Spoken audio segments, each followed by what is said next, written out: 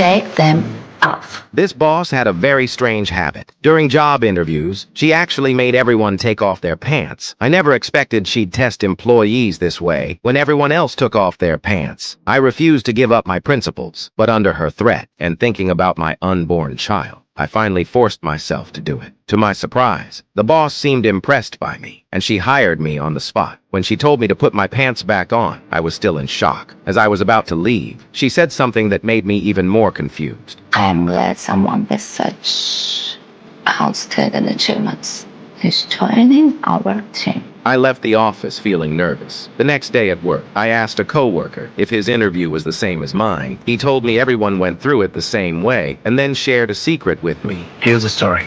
Every man in this office has monthly one-on-one meeting with Jennifer, of an intimate nature, of course. And here's our calendar, and boom, here we are. Your name on it? Next week. She's enjoying her power even in this way. And everybody agrees to this. The job is good. Jennifer gives you good bonuses. Besides, she's a very hot woman. But I have a wife. Me too. Like the most men in this office. After hearing that, I couldn't shake off my unease. That evening when I got home, I talked with my wife and carefully asked her, Can I ask you something, just hypothetically? Yeah, sure. How would you react if I lost this job? Well, hypothetically, I'd be sad and it'd be tough in our situation. But I'm sure we'll figure it out. You'd find something else. It's just a job. You know, there's millions of this.